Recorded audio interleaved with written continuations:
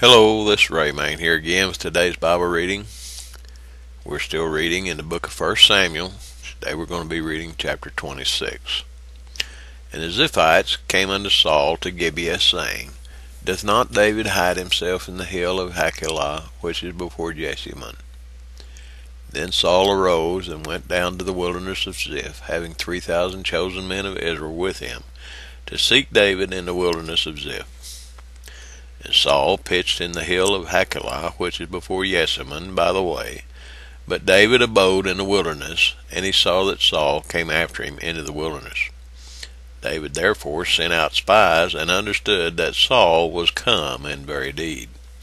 And David arose and came to the place where Saul had pitched, and David beheld the place where Saul lay.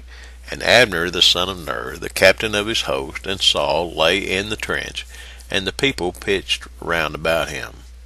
Then answered David and said to Ahimelech the Hittite, and to Abishai the son of Zeruiah, brother to Joab, saying, Who will go down with me to Saul in the camp?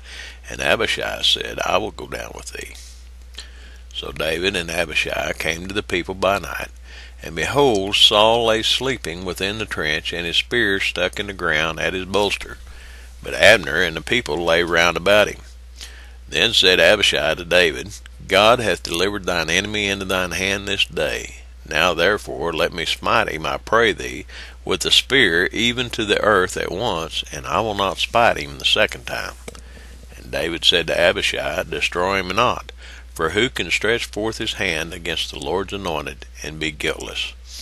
David said there furthermore, As the Lord liveth, the Lord shall smite him, or his day shall come to die, or he shall descend into battle and perish.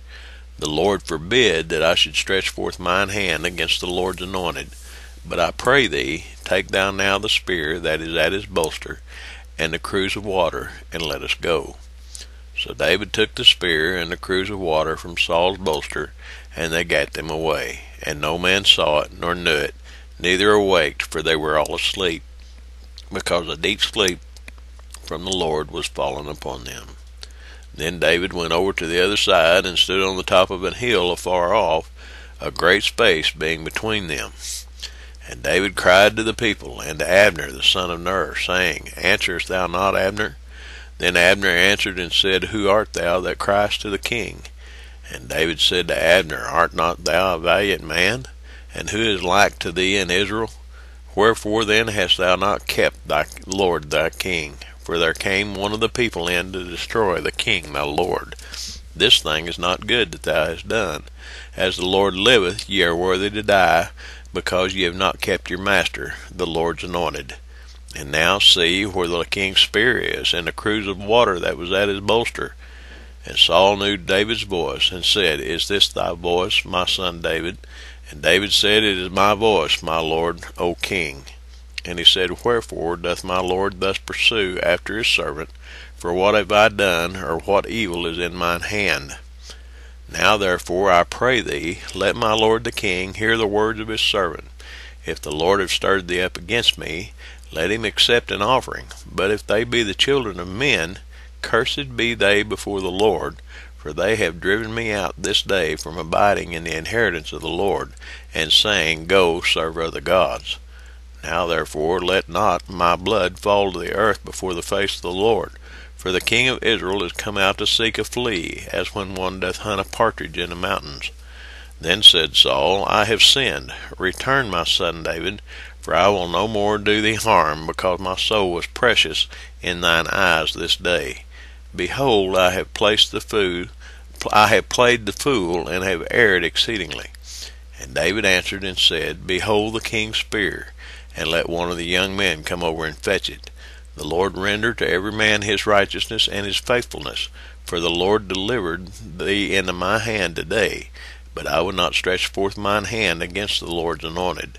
And behold, as thy life was much set by this day in mine eyes, so let my life be much set by in the eyes of the Lord, and let him deliver me out of all tribulation. Then Saul said to David, Blessed be thou, my son David. Thou shalt both do great things, and also shalt still prevail. So David went on his way, and Saul returned to his place. Well, that's the reading for today.